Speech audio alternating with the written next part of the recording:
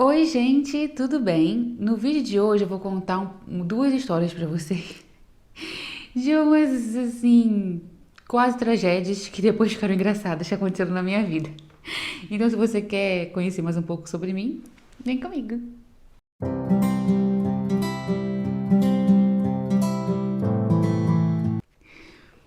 Então, gente, eu tô pra trazer isso pra vocês há um tempão. Que eu sempre falo, ai, vídeo de perrengue. Gravei até umas vezes, mas não ficou do jeito que eu queria. E aí eu vim papear com vocês aqui, assim, de amigo pra amiga, de amiga pra amigues. E contar pra vocês duas histórias, porque eu tenho a história de perrengue, Eita, nós. Mas eu vou contar duas em especial que eu acho que elas têm a ver porque elas são sobre semi-acidentes, se podemos assim dizer. Então, a primeira é sobre um quase acidente de carro que eu sofri. Vou começar do começo para vocês entenderem a história. Tudo bem. Eu morava no Rio e tenho uma tia que morava na região dos Lagos, que é mais ou menos a 3 horas de distância de carro. E aí o carro dela tinha ficado lá no Rio e precisava, ela estava precisando do carro dela lá. E também tinha um gatinho dela, um ou dois, eu não me lembro se eram um ou dois gatinhos, acho que era um gatinho só, que tinha ficado na casa da minha avó e precisava levar lá pra ela. E na época eu não sei, acho que minha avó tava doente, minha mãe tava doente, não sei que confusão tava acontecendo na família, que só sobrou eu pra levar o carro. Assim, eu tô acostumada a dirigir sozinha, viajar sozinha de carro, não tenho problema nenhum com isso. Aí eu falei, eu vou aí. Na época eu já tava com o Rodrigo, mas ele tava trabalhando, ninguém podia ir comigo, enfim, eu tinha que ir sozinha. E aí eu fui, peguei o carro, que era da minha tia, e eu falei com a minha mãe, mãe, tá tudo certo com o carro? Gasolina, óleo, água, tudo certo? Ela, não, tudo certo. Não conferi, né? Peguei o carro, botei o gatinho dentro do carro e fui. 3 horas de viagem, autoestrada, pra... Fui, né, pra região dos lagos. Aí tô indo tranquilo da minha vida, dirigindo, tô indo bem, bonita. Gente, no meio do caminho, o pneu explodiu. Eu não lembro se era o da frente ou de trás. Eu sei que o pneu explodiu. Eu tô no meio de uma autoestrada. Aquela autoestrada que só tem mato de um lado e mato do outro. Então, gente, eu tava no meio de uma autoestrada. O pneu explodiu, eu só senti um baque assim no carro. Aí senti depois o carro fazendo assim. Eu tava em alta velocidade, assim, não tava muito rápido, mas tava acho que a 100, 110, porque era uma autoestrada, né? E assim, graças a Deus, não perdi o controle do carro, eu consegui segurar, não tinha ninguém na pista também, porque poderia causar um acidente grave, né, gente? E aí senti assim senti que era o pneu. E aí fui devagarzinho assim, fui para acostamento, consegui, eu tava na pista do canto que lado é esse? Esquerda. Tava na pista da esquerda, consegui ir até o acostamento, a pista estava vazia. E aí eu desci do carro, parei no acostamento, desci do carro e vi que o pneu tinha explodido. Ele não furou, ele explodiu. Pena que eu não tenho foto da época do pneu. E eu no meio do nada, eu não sabia onde eu tava no meio do caminho, mas não sabia que lugar era aquele. Eu ainda tinha um pouco de sinal da internet, eu pensei, E pronto. Vai parar um carro aqui, vai me matar, vai me picar todinho, vai me jogar nesse mato, minha mãe nunca nem vai achar meu corpo, acabou minha vida. Acabou pra mim, acabou. Vou morrer. gente, eu fiquei muito desesperada, eu fiquei muito desesperada. Aí eu pensei, não dá pra chamar o seguro, porque eu não sei nem dizer onde eu tô e eu tô longe de tudo. Então, até o seguro chegar aqui, enfim. Eu tava com muito medo, aí passava caminhão, passava carro, eu com muito medo. Liguei pra minha mãe, e a sorte é que eu tava com sinal de telefone. Liguei pra minha mãe, já chorando, porque eu não sei se vocês já sabem, eu sou extremamente chorona. Agora, depois que eu fiquei um pouquinho mais velha e que eu saí de casa e tudo, eu tô um pouquinho menos, pouca coisa, mas assim, choro demais. E aí eu abri o berreiro. Ai, mãe! Ai, meu Deus, não sei o quê. Minha mãe desesperada lá no Rio, longe, não podia fazer nada, coitada. E aí a gente não sabia o que fazer e não sei quem chamar, aquele desespero. Aí eu falei, mãe, vou parar alguém. Vou pedir para alguém parar, fica comigo na linha. E se alguém parar, eu descrevo como é que a pessoa passando os dados. Que se a pessoa me matar, você pelo menos tem algum dado.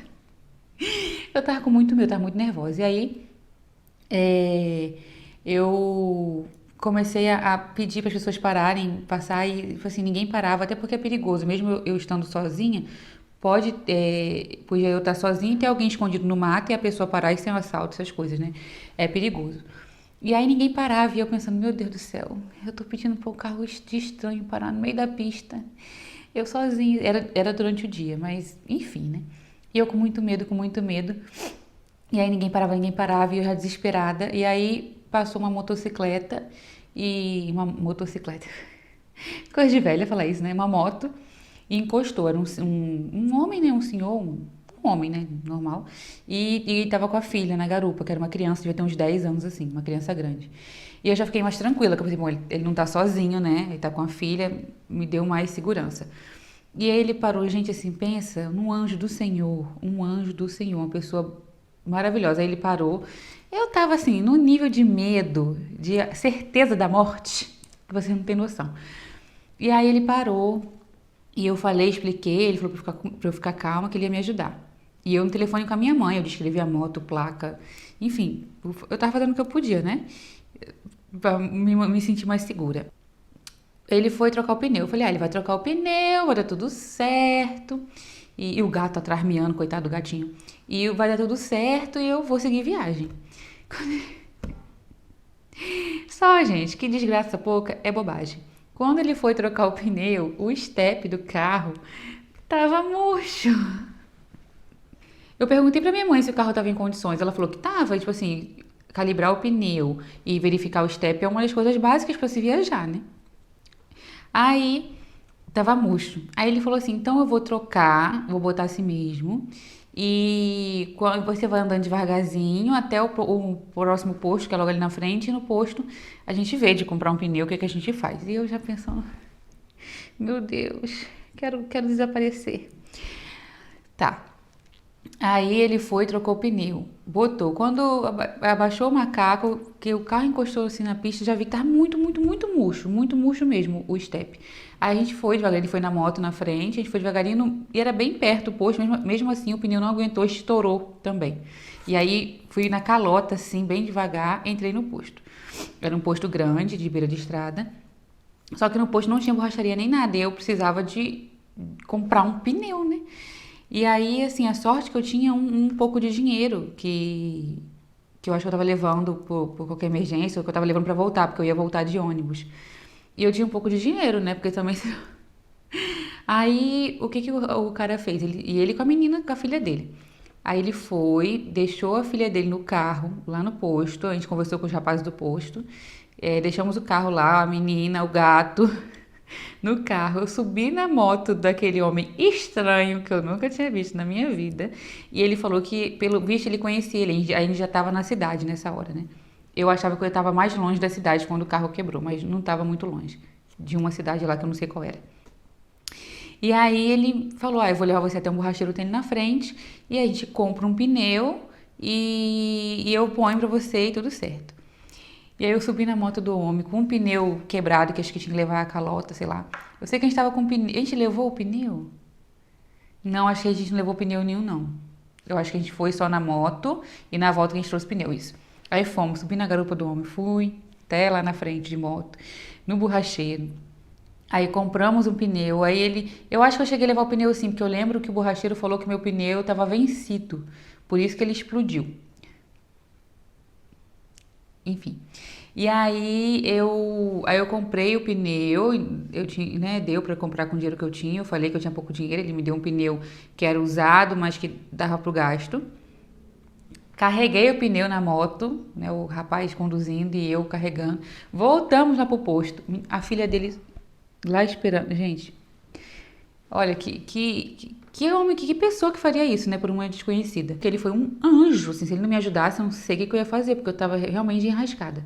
E aí ele foi, trocou o pneu, maior trabalho, gente. Tirou a roda, botou a roda lá e trocou. Enfim, entrei dentro do carro, ele lembra até que ele me deu um cartão dele, ele trabalhava com obra. Entrei dentro do carro e fui-me embora, segui viagem. Tipo, faltava mais de uma hora, 2 horas de viagem ainda. Não, faltava 1 hora e meia de viagem ainda. E aí fui, tranquilo. Fiquei mais meia hora assim, ó. E fui, cheguei na casa da minha tia, entreguei o carro pra ela, depois fui pra rodoviária, peguei meu ônibus, voltei pra casa na paz de Deus, sobrevivi. Mas, gente, assim, o nível de cagaço que eu passei naquele dia, nossa, horrível, horrível, horrível. Ficou a lição de sempre verificar, muito bem verificada a manutenção do carro antes de viajar e que todo mundo que dirige tem que saber um pouco de básico, né, de manutenção do carro, de mecânica, enfim, essas coisas, principalmente nós mulheres, né, pra gente não ficar perdida no meio do caminho, dependendo da boa vontade de gente estranha, que é um perigo. Mas sobrevivi, o que não mata fortalece e continuo dirigindo de boa, não tem problema nenhum. A outra história é um pouquinho pior. Gente, nada é tão ruim que não possa piorar, porque essa envolve avião, que é um pouquinho mais, pouca coisa mais mortal, né? Então, quando eu tinha 15, 16 anos, eu e minha família, a gente morava em Rondônia, porque meu pai porque meu pai é militar, então a gente se mudava muito, né? Então a gente morava em Rondônia nessa época e nós íamos passar férias no Rio. Então, quem é militar, eu não sei hoje em dia, né? Faz muitos anos isso, mas na época tinha sempre quando você morava fora da sua sede, fora do seu local de nascimento ali, né? Enfim, que você morava antes, tinha esse direito a, acho que uma vez no ano, ou duas, na época de férias, um avião da FAB levar a família dos militares para o lugar de onde eles eram. E enchia o avião. E normalmente era o pessoal que ia pro Rio mesmo. Eu, às vezes não era, eles iam pro Rio e de lá pegavam outro avião, né? Enfim, e aí a gente ia. E aí, né, minha mãe foi com a gente. E meu pai ia ficar trabalhando ainda e a gente ia passar as férias escolares. Eu, minha mãe, minha irmã e meu sobrinho, que na época era pequenininho, já tem uns 3 aninhos. Tá, a gente a vida inteira fez isso. Pegamos o avião lá em Porto Velho, de Porto Velho para Brasília e de Brasília pro Rio. O avião direitinho, normal, da FAB, tudo como mando figurino. Assim, eu nunca gostei muito de andar de avião, eu enjoo no avião, eu enjoo em qualquer coisa que se mexe, sabe? Assim, carro, ônibus, trem, metrô. Mas, inclusive avião, então eu não gostava muito, mas não tinha medo nem nada, era normal. Subimos no avião, embarcamos, e aí como não é passagem comprada, né? A gente vai meio... não é de favor, mas é como se fosse. Não tem lugar marcado nem nada. E aí eu sentei na frente, que era fileira de 3. Aí eu sentei aqui na frente, no corredor, minha mãe atrás de mim, minha irmã e meu sobrinho estavam lá atrás. E eu estava do lado de um casal. Pois bem, estamos indo muito bem, muito bonitos, muito tranquilos. De repente, começou, bem antes de chegar em Brasília, a gente tinha, como é que fala? Decolado. A gente tinha decolado há pouco tempo. E aí começou uma coisa estranha, sabe? Porque o avião, ele assim, ele sobe, dá uma balançada, depois quando ele tá lá em cima, mantém tranquilo, feliz, né? Tranquilo. Só que ele subia e de repente fazia tipo assim, sabe? Como se ele não conseguisse manter lá em cima. E aí uma coisa estranha, o pessoal começou a ficar enjoado, porque, né, fazia muito esse sobe e desce, parece aquela sensação de montanha-russa. O pessoal começou a ficar enjoado. E aquele sobe e desce, e o avião não subia muito, estava meio baixo demais, sabe? Eu olhava pela janela, via a floresta, assim, a floresta amazônica, que parece um brócolis, né? Ela é muito fechada. Tava achando estranho. E aí, aquilo começou, e aí não parava, e sacudindo muito, e fazendo esse processo de subir e descer. Todo mundo no avião começou a passar mal. Enfim, essa história tem parte um pouco nojentas, tá? Se você tem nojo de vômito, pula essa parte. E aí eu comecei a ficar enjoada, muito enjoada, muito enjoada. E aí comecei a vomitar. E nisso vieram avisar que a gente ia retornar que o avião estava com problemas mecânicos e a gente ia retornar para Porto Velho. Só que a gente não podia descer em Porto Velho porque o tanque estava muito cheio, porque a gente tinha acabado de decolar. Então, o que aconteceu? Vou adiantar para vocês que o que aconteceu de verdade a gente só ficou sabendo depois, né? Não lá na hora ninguém explica direito. O que aconteceu foi que tem uma peça, parece, não sei se eu vou estar falando besteira aqui, mas é o que eu lembro, né, da época. Então o avião, ele subia, quando ele estava lá em cima, ele não conseguia se manter estável e descia, ele não conseguia manter a altitude necessária. Pelo que eu entendi na época foi isso. E a peça estava quebrada. E aí tinha que voltar para Porto Velho. Não podia descer naquela hora em Porto Velho, porque o tanque estava cheio. Então ele ficou rodando ainda ali por cima de Porto Velho, ali para a região, para poder estar com um tanque suficiente para descer. Não sei se estou falando besteira, mas foi o que foi explicado para a gente depois. Gente, quando falaram que tinha problema mecânico e o avião daquele jeito, eu já entrei em desespero. Eu tinha 15 ou 16 anos. Acho que eu já tinha... Não, eu tinha uns 16 anos já. Eu entrei em desespero, eu já estava enjoada, já tinha vomitado, e metade do avião estava vomitando. Minha mãe não conseguia me socorrer, porque ela também estava botando o bofo para fora. E minha irmã e meu sobrinho não sabiam nem o que estava acontecendo. Eles estavam lá para trás, eu nem lembro o que aconteceu. Eu acho que eles ficaram bem, que minha irmã conseguiu manter a calma, porque meu sobrinho era pequenininho, né, para poder não passar nervoso para ele. Eu sei que eu comecei a vomitar.